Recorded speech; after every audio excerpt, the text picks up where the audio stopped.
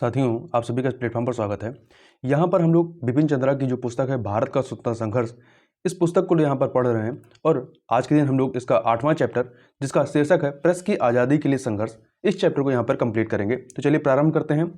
19वीं सदी की शुरुआत के साथ ही भारत में चेतना की लहरें हिलोरे लेने लगी थी। मानव अधिकारों और खासकर प्रेस की आज़ादी के सवाल को शिद्दत के साथ महसूस किया जाने लगा था। प्रेस पर तरह तरह से दबाव डालने की ब्रिटिश सरकार की कोशिशों का विरोध भी अंगड़ाइयां लेने लग गया था। 1824 में प्रेस पर अंकुश लगाने वाले एक कानून के खिलाफ राजा राम मोहन राय ने सुप्रीम कोर्ट को ज्ञापन भेजा था। इसमें उन्होंने लिखा था, हर अच्छे शासक को इस बात की फिक्र होनी ही चाहिए कि वह लोगों को ऐसे साधन उपलब्ध कराएं जिसके जरिए उन समस्याओं और मामलों की सूचना शासन को जल्दी से जल्दी मिल सके जिन समस्याओं के हल में शासन के हस्तक्षेप की जरूरत है। इस महत्वपूर्ण लक्ष्य की प्राप्ति के लिए यह जरूरी है कि प्रेस को अप्रतिबंधित स्वतंत्रता दी जाए। 1870 से लेकर 1918 तक का समय ऐसा था जब चेतना और जागरूकता की लहरें फैलनी तो शुरू हो गई थी, लेकिन सामूहिक भागीदारी वाले राष्ट्रीय आंदोलन का स्वरूप पूरी तरह नहीं उभर सका था। जनता को मुद्दों और सवालों से जोड़ने के लिए उस समय न तो छोटी बड़ी सभाओं का सिलसिला ही शुरू हो सका था और न ही ऐसा कोई राजनीतिक कार्यक्रम सामने आ सका था जिसमें जनता की भागीदारी हो सकती और जिसे जनसंघर्ष का रूप दिया जा सकता। उस समय सबसे पहले राजनीतिक कार्यक्रम यही था कि जनता का राजनीतिकरण किया जाए, राजनीतिक चेतना का प्रचार प्रसार किया जाए, अपने अधिकारों के प्रति लोगों को शिक्षित किया जाए और राष्ट्रीय विचारधारा का प्रसार किया जाए। क्योंकि उस समय भारतीय जनता के पास ना कोई संगठन था और ना कोई संगठित राजनीतिक कार्यक्रम सामने था, इसलिए प्रेस ही उस समय एक ऐसा हथियार था जिसके जरिए जनता को राजनीतिक रूप से प्रशिक्षित किया जा सकता था और एक राष्ट्रीय विचारधारा का बिरवा रोपा जा सकता था। यहां तक कि तब भारतीय राष्ट्रीय कांग्रेस भी अपने ज्यादातर कामकाज के लिए प्रेस पर निर्भर थी। कांग्रेस की स्थापना आपको पता ही होगा 1885 में हो गई थी। राजनीतिक कार्यक्रम चलाने के लिए उस समय तक कांग्रेस का कोई संगठनात्मक आधार तैयार नहीं हो पाया था। इसके प्रस्तावों और कार्रवाइयों को भी जनता के बीच अखबार ही पहुंचाते थे। राष्ट्रीय आंदोलन की बुनियाद रखने में अखबारों और पत्रकारों की कितनी महत्वपूर्ण भूमिका थी, इसका अंदाजा इसी तथ्य से लगाया जा सकता है कि 1885 में भारतीय राष्ट्रीय कांग्रेस की स्थापना जिन लोगों ने की उनमें से करीब 1/3 पत्रकार थे। पहला इनका जो सम्मेलन होता है या जो बैठक होती है 1885 में, उसमें 72 लोग शामिल थे। आगे चलते हैं। ब्रिटिश शासन के खिलाफ संघर्ष के इस शुरुआती दौर में कई निडर अखबारों ने जन्म लिया।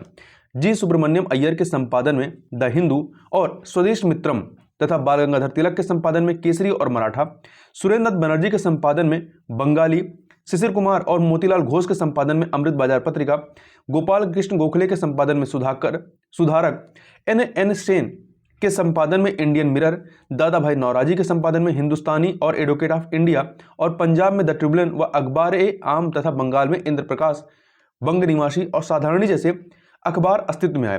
तो इन अखबारों के संपादक कौन थे, इसको ध्यान से आप याद रखिएगा। दरअसल उस समय भारत में शायद ही कोई ऐसा बड़ा राजनीतिक नेता रहा हो जो खुद अखबार ना निकालता हो या फिर किसी न किसी रूप में अखबारों से जुड़ा ना रहा हो।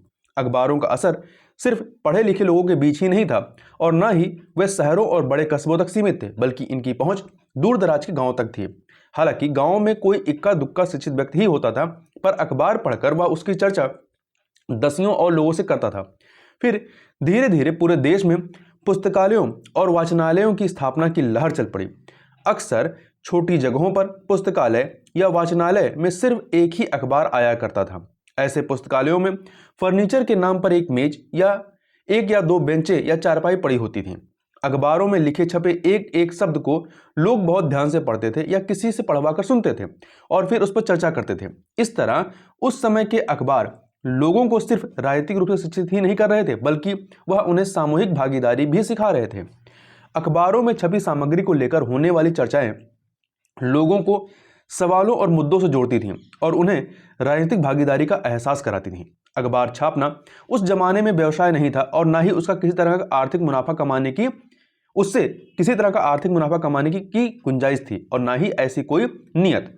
अखबार नवीसी तब पेशा नहीं थी। देश या समाज की सेवा के लिए अखबार छापे जाते थे। समाज सेवा से जुड़े लोग अखबारों को अपनी अपनी हैसियत के अनुसार चंदा देते थे। पत्रकारिता में आमतौर पर वही लोग आते थे जो राजनीतिक कार्यकर्ता होते थे और हर तरह के त्याग और बलिदान के लिए तैयार रहते थे। हालांकि अखबार लगातार चलाते रहने के लिए संपादक को आमतौर पर आर्थिक खस्ताहाली और फांका कसी के दौर से गुजरना पड़ता था, लेकिन अखबार शुरू करने के लिए बहुत ज़्यादा पैसों की जरूरत नहीं होती थी। मिसाल के तौर पर 1868 में अमृत बाजार पत्रिका का प्रकाशन शुरू करने के लिए जो साज सामान खरीदा गया उसकी कीमत सिर्फ 32 रुपये थी। इसी तरह 1879 में सुरेंद्र बनर्जी ने बंगाली का पुनर्प्रकाशन अधिकार सिर्फ 10 रुपये में खरीदा था और प्रेस बैठाने में सिर्फ 1600 रुपये का खर्च आया था। इन अखबारों में आमतौर पर सभी बड़े राजनीतिक मुद्दों, सवालों और विवादों को उठाया जाता था। इन अखबारों ने सशक्त विपक्ष की भूमिका भी निभाई।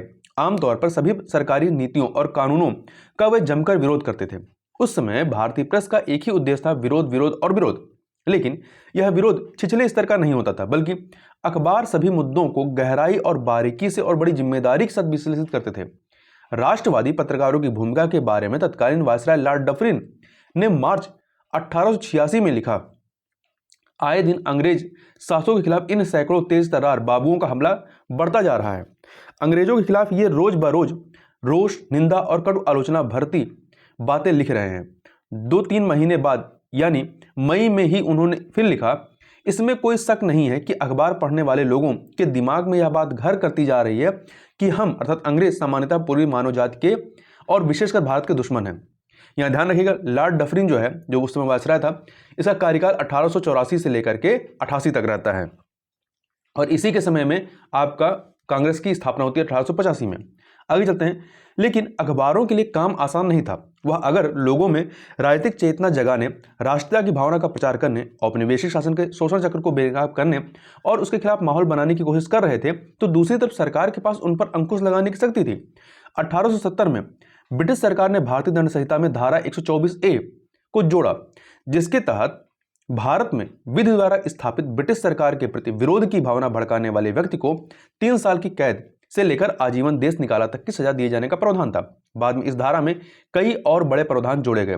ये आपका धारा 124A जो है, यही आपका देशद्रोह से संबंधित है। आगे चलते हैं। भारतीय पत्रकारों ने बड़ी अक्लमंदी से काम लेते हुए कई ऐसे तरीके खोज निकाले जिससे उन्हें इन कानूनों की गिरफ्त में फंसाया ना जा सके। मिसाल के तौर पर धारा 124A से बचने का उन्होंने अनोखा तरीका खोजा। चूंकि ब्रिटिश सरकार के प्रति जिन लोगों की निष्ठा संदेह से परे होती थी, उन पर धारा 124A लागू नहीं होती थी। इसलिए भारतीय पत्रकार जब साम्राज्यवादी शोषण के खिलाफ अपने लेखों में आग उगलते थे, तो उसके साथ ही महारानी और ब्रिटिश सरकार के प्रति गहरी निष्ठा जताने वाली बातें भी लिख देते थे।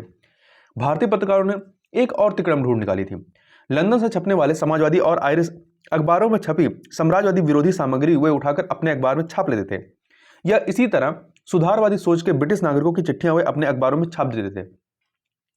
इन सबके खिलाफ ब्रिटिश सरकार कार्रवाई नहीं कर सकती थी, क्योंकि अगर इन मामलों में किसी भारतीय व्यक्ति के खिलाफ मामला चलाया जाता तो उस मामले में ब्रिटिश नागरिकों या ब्रिटिश अखबारों को भी प्रतिवादी बनाना पड़ता। जाहिर है कि ब्रिटिश कानून इसकी इजाजत नहीं देता था, इसलिए ब्रिटिश सरकार मन मारकर रह जाती। भारतीय पत्रकार कभी कभी ब्रिटिश नौकरशाही को तंग भी किया करते थे। वे किसी ब्रिटिश अखबार से उड़ाकर साम्राज्य विरोधी कोई सामग्री अपने अखबार में छाप देते थे, पर साथ में यह उल्लेख नहीं करते थे कि यह अंश उन्होंने किस ब्रिटिश अखबार से लिया है। ब्रिटिश नौकरशाही इसके चक्कर में आ जाती थी और इस मामले पर कार्रवाई शुरू कर देती थी, पर बाद में जब अफसरों को पता चलता था कि यह अंश तो अमुक ब्रिटिश अखबार से लिया गया है, तो वे बेचारे कुड़कर रह जाते थे। मिसाल के तौर पर रूस में जारशाही के खिलाफ रूसी उग्रवादियों के संघर्ष का विवरण कुछ इस तरह से छापा जाता था कि पढ़ने वाले को वह भारतीयों यानी बंगाल और महाराष्ट्र के क्रांतिकारियों के संघर्ष और ब्रिटिश सरकार के दमन चक्र से काफी मिलता जुलता लगता था। ब्रिटिश अफसर जब इसके खिलाफ कार्रवाई शुरू करते तो उन्हें पता चलता कि यह अंश तो उस भारतीय अखबार ने लंदन टाइम्स या ऐसे ही किसी अन्य ब्रिटिश अखबारों से उठाकर छापा है। कभी कभी भारतीय अखबार ब्रिटिश राज के शुभचिंतक होने का दिखावा करते हुए उसे सलाह देने या समय रहते सचेत हो जाने की चेतावनी देने की आड़ में भी ब्रिटिश सरकार के खिलाफ काफी कुछ लिख दिया करते थे। वह यह दिखावा करते थे कि जैसे इसे लिखने का मुख्य उद्देश्य सिर्फ सरकार को उसकी गलतियां बताना ही है और लिखने वाले को सरकार के हित की पूरी चिंता है। बाल गंगाधर तिलक और मोतीलाल घोष ने यह तरीका बखूबी इस्तेमाल किया। बाल गंगाधर तिलक और मोतीलाल घोष ने। पर कुल मिलाकर राष्ट्रवादी पत्रकारों का, खासकर भारतीय भाषाई पत्रकारों का काम बहुत कठिन था। एक तो उन्हें ऐसी शैली में लिखना था कि वह ब्रिटिश कानूनों की पकड़ में ना आ सके। फिर उन्हें इस ढंग से लिखना था कि लोग उसे समझ भी सकें। अखबारों के ज़्यादातर पाठक अर्धशिक्षित थे और अखबारों की जिम्मेदारी यह थी कि उन्हें एक बहुत ही जटिल विषय को इन पाठकों तक पहुंचाना था, वह भी कानूनों से बचते हुए। राष्ट्रवादी पत्रकारों ने यह जिम्मेदारी बखूबी निभाई। प्रेस की आज़ादी के सवाल को भारतीय राष्ट्रीय आंदोलन ने शुरू से ही बहुत महत्व दिया। जब जब ब्रिटिश सरकार ने प्रेस पर हमला किया या प्रेस को दबाने की कोशिश की, राष्ट्रीय आंदोलन ने तब तक इसके खिलाफ संघर्ष किया। प्रेस की आज़ादी का सवाल दरअसल आज़ादी के सवाल से सीधे सीधे जुड़ गया था और प्रेस की आज़ादी की लड़ाई देश की आज़ादी की लड़ाई का एक जरूरी हिस्सा बन गई थी। 1878 का वर्नाकुलर प्रेस एक्ट की बात करते हैं, ये लॉर्ड लिटन के समय में आता है। भारतीय प्रेस ने 1870 के दशक में मजबूती से पैर जमाना शुरू कर दिया था। लॉर्ड लिटन के प्रशासन की तो उन्होंने खुलकर आलोचना की, खासकर 1876-77 के अकाल पीड़ितों के प्रति ब्रिटिश सरकार के अमानवीय रवैये की तो जबरदस्त आलोचना उन्होंने की। इसके साथ ही अखबारों का प्रसार भी बढ़ने लगा था और मध्यम वर्ग के पाठकों तक ही वे सीमित नहीं रह गए थे, बल्कि आम आदमी तक पहुंचने लगे थे। इससे ब्रिटिश सरकार की भौहें टेढ़ी होना स्वाभाविक ही था। उसने अचानक इन अखबारों पर दमन की कुल्हाड़ी चलाई और 1878 में वर्नाकुलर प्रेस एक्ट लागू किया। तो ध्यान रखिएगा, ये जो वर्नाकुलर प्रेस एक्ट लागू होता है, इस समय आपका वायसराय कौन था? लॉर्ड लिटन था। यह कानून भाषाई अखबारों पर अंकुश लगाने के लिए बनाया गया था, क्योंकि ब्रिटिश सरकार को उनकी ओर से ही बड़ा खतरा महसूस हो रहा था। वर्नाकुलर का मतलब ही होता है भाषाई, देशी भाषा, ठीक है। तो ये भाषाई अखबारों पर, न कि अंग्रेजी भाषा वाले अखबारों पर यह कानून नहीं लागू था। वजह साफ थी कि ये अखबार आम जनता में ब्रिटिश सरकार के खिलाफ माहौल बनाने लगे थे। 1878 का वर्नाकुलर प्रेस एक्ट लागू करने का निर्णय अचानक लिया गया था और इस मामले में बड़ी गोपनीयता बरती गई और लेजिस्लेटिव काउंसिल ने चंद मिनटों की चर्चा के बाद ही इस विधेयक को पारित कर दिया था। इस कानून में यह प्रावधान किया गया था कि अगर सरकार समझती है कि कोई अखबार राजद्रोहात्मक सामग्री छाप रहा है और उसने सरकारी चेतावनी का उल्लंघन किया है, तो सरकार उस अखबार, उसके प्रेस व अन्य सामग्री को जब्त कर सकती है। भारतीय राष्ट्रवादियों ने इस कानून का जमकर विरोध किया। इस मुद्दे को लेकर कलकत्ता के टाउन हॉल में एक विशाल सार्वजनिक सभा हुई। किसी सार्वजनिक मुद्दे को लेकर यह पहला बड़ा विरोध प्रदर्शन था। इस कानून के खिलाफ भारतीय प्रेस और दूसरे अन्य संगठनों ने भी संघर्ष छेड़ा। फलस्वरूप 1881 में लॉर्ड रिपन ने यह कानून वापस ले लिया। लॉर्ड लिटन के बाद वायसराय लॉर्ड रिपन बनता है और लॉर्ड रिपन के समय में इस कानून को वापस लिया जाता है, यह ध्यान रखिएगा। ब्रिटिश सरकार का दमनकारी चालों के खिलाफ भारतीय प्रेस ने कितनी चालाकी से काम किया, इसकी कई दिलचस्प मिसालें हैं। कई बार भारतीय अखबारों ने ब्रिटिश नौकरशाही को बेवकूफ बनाया। वर्नाकुलर प्रेस एक्ट की ही बात लें, दरअसल यह कानून खास तौर पर अमृत बाजार पत्रिका के लिए बनाया गया था। उस समय यह जो अखबार था वो अंग्रेजी और बंगला दोनों भाषाओं में छपता था। कानून का उद्देश्य इस अखबार के खिलाफ सरकारी कार्रवाई करना था जो बंगला भाषा में था, लेकिन कानून लागू होने के अगले दिन ब्रिटिश अफसर हक्के बक्के रह गए। अमृत बाजार पत्रिका के संपादकों ने रातों रात इस अखबार को सिर्फ अंग्रेजी अखबार में तब्दील कर दिया था। लॉर्ड कर्जन की खिंचाई की बात करें तो इसी तरह की एक दिलचस्प घटना 1905 में हुई। कलकत्ता विश्वविद्यालय में दीक्षांत भाषण करते हुए लॉर्ड कर्जन ने कहा कि सत्य का उच्चतम आदर्श दरअसल काफी हद तक पश्चिम की अवधारणा है। निसंदेह सत्य को पूर्व में जो उच्चतम स्थान मिला है, उसके कहीं पहले पश्चिम ने इसे वह स्थान दिया था। लॉर्ड कर्जन के कहने का मतलब यह था कि अंग्रेजों ने ही सत्य की अवधारणा को भारतीयों तक पहुंचाया है। अगले दिन अमृत बाजार पत्रिका ने लॉर्ड कर्जन के इस भाषण को प्रथम पृष्ठ पर छापा, लेकिन इसी अखबार के खबर के साथ ही अखबार लॉर्ड कर्जन की किताब पूर्व की समस्याएं, the problems of the east का एक अंश भी बॉक्स बनाकर छापा। इसमें लॉर्ड कर्जन ने अपनी कोरिया यात्रा के दौरान अपने एक झूठ का बखान गर्व से किया था। उन्होंने लिखा था कि कोरियाई विदेश मंत्रालय को उन्होंने अपनी उम्र 40 साल बताई थी, जबकि उस वक्त वह 33 साल के थे। इसकी वजह यह थी कि किसी ने उन्हें बताया था कि पूर्वी देशों में उम्र दराज लोगों की बहुत इज्जत की जाती है। जब उनसे पूछा गया कि चेहरे मोहरे से तो वह कम उम्र के लगते हैं, तो उन्होंने कहा कि कारण कोरिया की स्वास्थ्यवर्धक जलवायु है। इसी तरह कोरियाई राष्ट्रपति से हुई बातचीत के बारे में भी कर्जन ने लिखा था कि जब राष्ट्रपति ने उनसे पूछा कि क्या महारानी विक्टोरिया से उनके नज़दीकी रिश्ते हैं, मैंने जवाब दिया नहीं। पर इस जवाब के बाद जब मैंने राष्ट्रपति के चेहरे पर जरा दूसरे किस्म के भाव देखे तो मैंने तड़ से जोड़ा, बहरहाल मैं अभी अविवाहित ही हूं। और इस तरह अपनी इस अनैतिक टिप्पणी के जरिए मैंने राष्ट्रपति का विश्वास प्राप्त कर लिया। लॉर्ड कर्जन के सच कि इस रहस्योद्घाटन से सारे बंगाल में उनकी मिट्टी पलीद हो गई। कदम कदम पर भारतीयों का अपमान करने और उन्हें उपदेश पिलाने का चस्का रखने वाले लॉर्ड कर्जन की अच्छी खासी बदनामी हो गई। ब्रिटेन के वीकली टाइम्स ने भी यह खबर छाप दी और लिखा, लगता है कि सत्य का सम्मान करना लॉर्ड कर्जन ने अपने विवाह के बाद पत्नी के मार्गदर्शन में ही सीखा है। यह अमेरिकियों का खास गुण है, क्योंकि कर्जन की पत्नी अमेरिकी थी। यहाँ ध्यान रखिएगा, लॉर्ड कर्जन जो है ये 1899 से लेकर 1905 तक वायसराय था भारत का। आगे चलते हैं सुरेंद्र बनर्जी की जेल यात्रा के बारे में। तो पत्रकारिता के लिए ब्रिटिश सरकार द्वारा सजा पाने वाले भारतीय थे सुरेंद्र बनर्जी। वह राष्ट्रीय आंदोलन को जन्म देने वाले नेताओं में से थे। श्री बनर्जी को एक मुकदमे के फैसले के खिलाफ लिखने की सजा हुई। कलकत्ता उच्च न्यायालय के न्यायाधीश नॉरिस की अदालत में सालिग्राम की एक प्रतिमा को लेकर मुकदमा चल रहा था। प्रतिमा कितनी पुरानी है इसका फैसला करने के लिए नॉरिस ने उसे अदालत में मंगवाया और फिर उसे देखकर घोषणा की कि यह प्रतिमा 100 साल से ज्यादा पुरानी नहीं हो सकती है। नॉरिस की इस कार्रवाई से बंगाली हिंदुओं की भावनाओं को बहुत ठेस पहुंची। सुरेंद्र बनर्जी ने 2 अप्रैल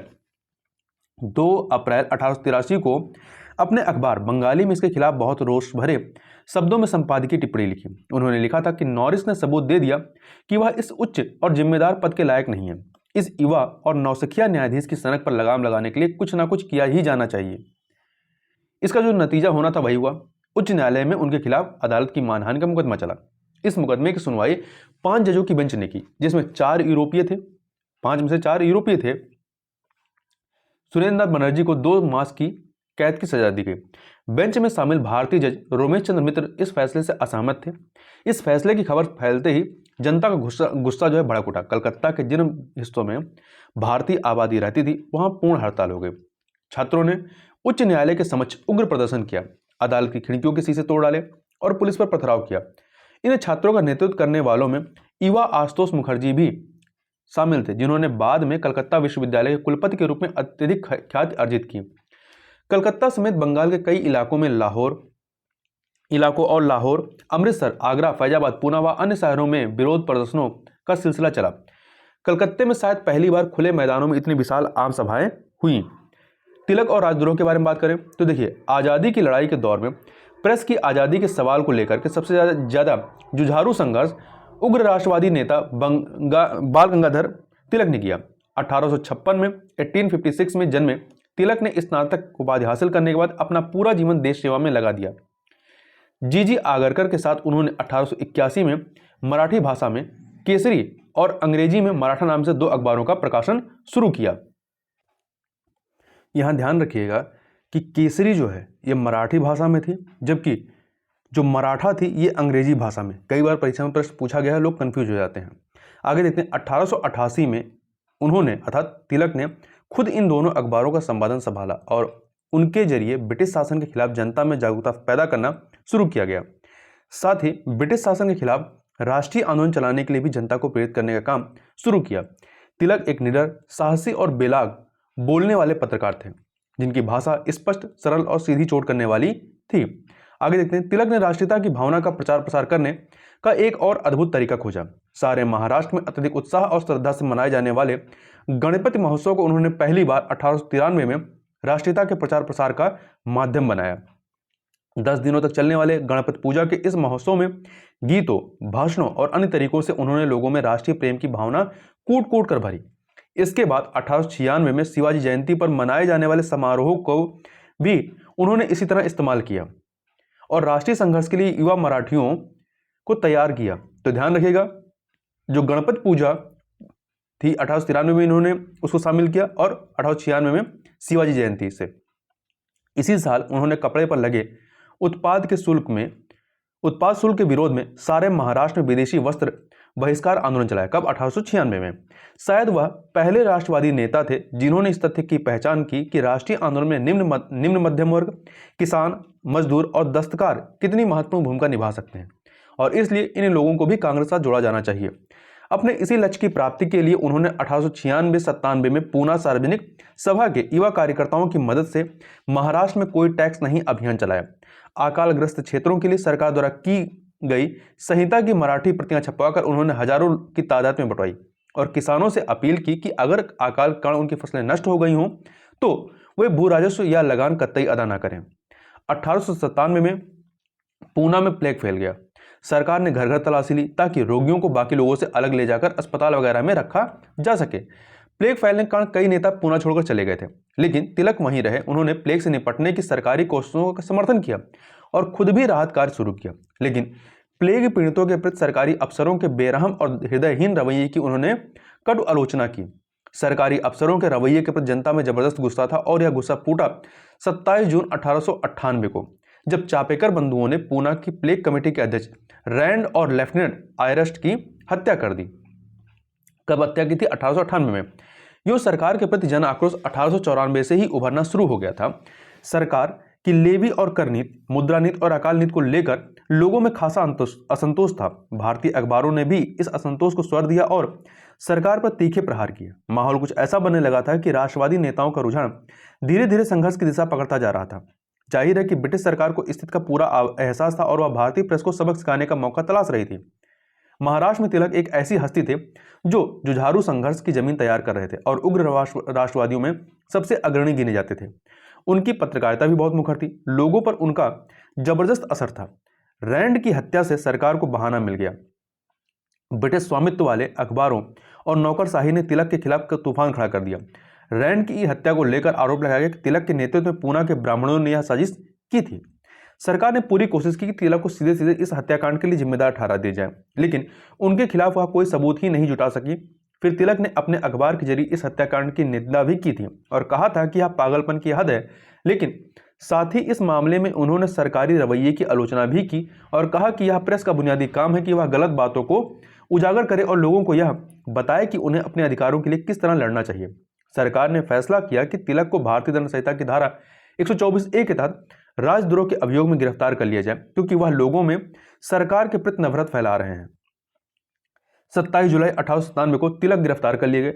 न्यायाधीश स्टेजी की अदालत में मुकदमा चला। जूरी में 6 यूरोपीय और 3 भारतीय सदस्य थे। तिलक पर जो आरोप लगाए गए उसके लिए केसरी के 15 जून के अंक में छपी 2 सामग्रियों को आधार बनाया गया। एक तो तिलक का भाषण, जिसमें उन्होंने शिवाजी द्वारा अफजल खां की हत्या किए जाने का औचित्य सिद्ध किया था। दूसरी ओर एक कविता जिसका शीर्षक था शिवाजी के उद्गार। यह कविता कुछ दिनों पहले शिवाजी जयंती समारोह में एक युवक ने पढ़ी थी। शिवाजी के उद्गार कविता में उस युवा कवि ने लिखा था कि शिवाजी वर्तमान युग में फिर पैदा हो गए हैं और अपने देशवासियों से कह रहे हैं कि उफ, मैं अपनी आंखों से देख रहा हूं अपने देश की तबाही। हमारे देश से लक्ष्मी को विदेशी अपने करों, अर्थात कर का मतलब हाथ और टैक्स दोनों, अपने करों से खींचे लिए जा रहे हैं, मतलब हाथ से भी और आपका टैक्स भी लिए जा रहे हैं। पापी अकाबाया मतलब दुर्भाग्य का प्रतीक अपने साथ अकाल को लेकर सारे देश भर में बर्बादी मचा रहा है, और यह सब देखते हुए भी कैसे ये सारे राजा अर्थात नेता जनाने बने बैठे हुए हैं, शतरंज के मोहरों की तरह निरीह। तिलक ने अफजल खां की हत्या के बारे में जो कुछ कहा था उसे सरकार ने भड़काने वाली कार्रवाई माना और आरोप लगाया कि रैंड की हत्या इसी का नतीजा था। कुल मिलाकर तिलक पर यह अभियोग लगाया गया कि वह अपने अखबारों के जरिए प्रचारित करते रहे हैं कि अंग्रेजों को भारत में बने रहने का कोई अधिकार नहीं है और किसी भी कीमत पर उन्हें देश से बाहर निकाला जाना चाहिए। जाहिर है कि तिलक पर लगाया गया यह अभियोग गलत नहीं था, पर तब गांधी युग शुरू नहीं हुआ था। यह रणनीति नहीं बनी थी कि अदालतों में स्वतंत्रता सेनानी अपने खिलाफ लगे अभियोगों की सफाई न दें। त्याग की राजनीति और सत्याग्रह का जमाना शुरू नहीं हुआ था। उस समय तिलक को यह साबित करना था कि वह जो कुछ कह रहे हैं वह कानून की सीमा के भीतर रहकर ही कह रहे हैं। इसलिए उन्होंने सरकार द्वारा लगाए गए अभियोगों का खंडन किया और कहा कि विदेशी शासन के प्रति नफरत फैलाने की उनकी कोई मंशा नहीं थी। विदेशी शासकों का मुकाबला करने की अपनी इस पुरानी शैली का इस्तेमाल करते हुए तिलक ने त्याग और दृढ़ता का अनूठा उदाहरण पेश किया। वह जानते थे कि वह एक नए किस्म की राजनीति शुरू कर रहे हैं, जिसे जनता का विश्वास तभी मिल सकता है जब इस राजनीति को नए किस्म का नेतृत्व दिया जाए, यानी जल्दबाजी से काम न लेकर धीरे धीरे बुनियाद को पुख्ता किया जाए। संपूर्ण परिवर्तन की बात अभी ही कहने का मतलब होगा कि सत्ता के दमन को बुलावा देना, और किसी संगठित प्रतिरोध के अभाव में यह दमन इतना निरंकुश हो जाएगा कि समूचे संघर्ष का ही गला घोट देगा और नेताओं से जनता को अलग थलग कर देगा। कुछ दोस्तों ने तिलक पर दबाव डाला कि वह अपने भाषण में कहे गए कुछ आपत्तिजनक शब्द वापस ले लें और माफी मांग लें। तिलक ने साफ कर दिया उनका जवाब था, लोगों के बीच मेरी स्थिति एक नेता के रूप में इस पर निर्भर करती है कि मेरा चरित्र क्या है और कैसा है। उनका तथा सरकार का लक्ष्य यह है कि पूना के नेताओं को किसी तरह बेइज्जत कर दिया जाए, कुचल दिया जाए, लेकिन कम से कम मेरे मामले में वे ऐसा नहीं कर पाएंगे। फिर आपको इसका ध्यान होना चाहिए कि हम सब जनता के सेवक हैं। अगर इस नाजुक घड़ी में हम साहस से काम नहीं लेंगे तो इसका मतलब होगा जनता के साथ विश्वासघात करना।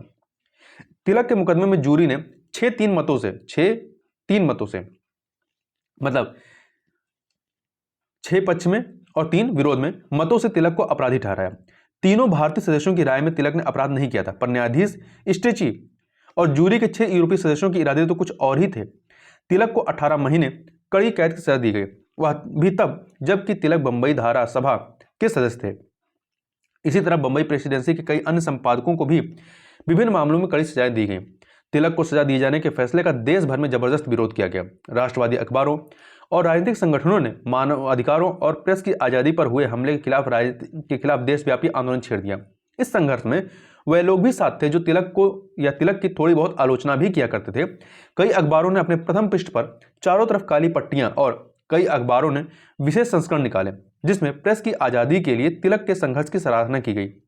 लंदन में भारतीय अप्रवासियों की सभा में भाषण करते हुए दादा भाई नौरोजी ने कहा कि ब्रिटिश सरकार अब प्रशासन के रूसी अर्थात जारशाही तरीके अपनाने लगी है। प्रेस का गला घोटने का नतीजा उसके लिए आत्मघाती साबित होगा। इस तरह तिलक रातों रात अखिल भारतीय नेता के रूप में लोकप्रिय हो गए। लोगों ने उन्हें लोकमान्य की उपाधि दी। कौन सी उपाधि? लोकमान्य की। आत्म बलिदान की वह साकार प्रतिमा माने जाने लगे। उनकी एक छवि बनी, एक ऐसे नेता की जिसकी कथनी और करनी में फर्क न हो। तिलक जनता से संघर्ष की अपीलें करते थे तो उन्होंने खुद भी संघर्ष करके दिखाया। जब 1897 में अमरावती के कांग्रेस अधिवेशन में सुरेंद्र बनर्जी ने बहुत भावुक होकर तिलक के संघर्ष की सराहना करते हुए कहा कि उन्हें सजा मिलने पर आज सारा देश रो रहा है, तो सारे लोग तिलक के सम्मान में खड़े हो गए। तालियों की गड़गड़ाहट से काफी देर तक माहौल को गुंजाए रखा। 1898 में ब्रिटिश सरकार ने धारा 124A में संशोधन किया और दंड संहिता में नई धारा 153A जोड़ी। इसमें यह प्रावधान किया गया कि अगर कोई व्यक्ति सरकार की मानहानि करता है या विभिन्न वर्गों में नफरत फैलाता है या अंग्रेजों के खिलाफ घृणा का प्रचार करता है तो यह भी अपराध होगा। इस नए कानून के खिलाफ भी देश में एक बार फिर विरोध की आंधी उठ खड़ी हुई। तिलक को फिर सजा हुई। विदेशी वस्तुओं के बहिष्कार को लेकर चले आंदोलन के कारण अंग्रेजों ने फिर दमन चक्र चलाया। लोगों में क्षोभ और निराशा बढ़ने लगी और निराशा के फलस्वरूप बंगाल के आत्माभिमानी युवकों ने उग्रवाद और आतंकवाद का रास्ता पकड़ा। 1908 के शुरू में सरकारी अफसरों पर बमों से हमला किए जाने की कई वारदातें हुई। सरकार के छक्के छूट गए। उसने फिर अखबारों को निशाना बनाया। प्रेस पर अंकुश रखने के लिए कई नए कानून बनाए गए। बहुत से अखबारों और संपादकों के खिलाफ मुकदमे चलाए गए और प्रेस की आज़ादी लगभग पूरी तरह कुचल दी गई। ऐसे माहौल में यह मुमकिन ही नहीं था कि तिलक की खबर ना ली जाती। बंगाल के बाहर तिलक ही तो बहिष्कार आंदोलन और जुझारू राजनीति के अगुवा थे। भारतीय संघर्ष में बमों यानी आतंकवाद के प्रवेश पर तिलक ने एक लेखमाला लिखी। उन्होंने व्यक्तिगत हत्याओं और हिंसा की निंदा की। उन्होंने इस प्रवृत्ति को एक जहरीला पेड़ कहा, लेकिन साथ ही उन्होंने सरकार को भी दोषी ठहराया कि वह असंतोष और आलोचना का निर्ममता पूर्वक दमन कर रही है और लोगों के अधिकारों को कुचल रही है। ऐसे माहौल में हिंसा, चाहे वह कितनी भी निंदनीय क्यों ना हो, अपरिहार्य हो गई है। अपने एक लेख में उन्होंने कहा, सरकारी अफसर जब बिना किसी कारण के लोगों को आतंकित करने लगे और जनता को तरह तरह से डरा धमकाकर उसमें निराशा फैलाने की कोशिश करें, तब बम की आवाज़ अफसरों को और सरकार को सच्चाई से आगाह कराती है कि लोग निस्तेज और निर्जीव बैठे रहने और दमन व शोषण को बर्दाश्त करते रहने की सीमा से आगे बढ़ चुके हैं और अब वे कुछ करना चाहते हैं। सरकार को भला क्यों रास आती है सब बातें। उसने फिर 24 जून 1908 को तिलक को गिरफ्तार कर लिया और इन लेखों को प्रकाशित करने के लिए उनके खिलाफ राजद्रोह का मुकदमा दायर किया। तिलक ने एक बार फिर जबरदस्त हिम्मत का परिचय दिया। उन्होंने तर्क पेश किए कि वह निरपराध हैं।